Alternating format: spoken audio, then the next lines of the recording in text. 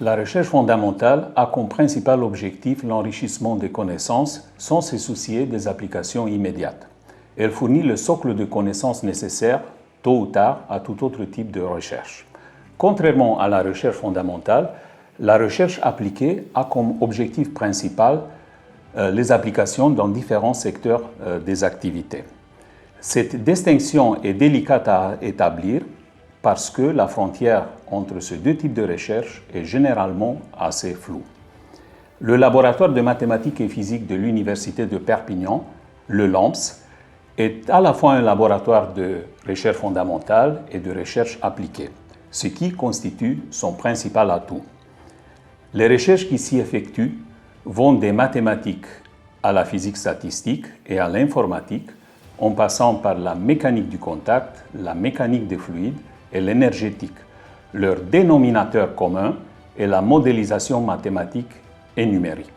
Des questions de ce type se posent dans de nombreux secteurs industriels tels que la production, l'automobile, l'aéronautique, le nucléaire ou encore le militaire, mais aussi dans le génie civil et la médecine. La recherche effectuée au sein du LAMPS permet de fournir des réponses à ces questions. Elle se fait sur papier, à l'écran ou en salle de manip. Elle est le résultat d'un travail d'équipe et se déroule aussi bien en interne qu'en collaboration avec des partenaires du monde entier. Elle fait l'objet de publications et communications dans des conférences internationales ainsi que des applications industrielles. La synergie entre la théorie et les applications représente le point fort des activités développées au sein du LAMPS. Elle nous permet de choisir en toute liberté nos sujets de recherche et nous donne la satisfaction de mettre en œuvre des applications. Elle nous motive au quotidien et nous fait travailler avec passion. Pour exemplifier ces recherches, partons de quelques questions simples liées à des situations qu'on rencontre dans la vie de tous les jours. Peut-on décrire la déformation d'une balle de tennis lors d'un impact? Peut-on contrôler les vibrations d'un pont métallique lors du passage d'un train? Peut-on estimer le réchauffement de ses roues lors du freinage? Comment diminuer les déperditions d'énergie dans une maison?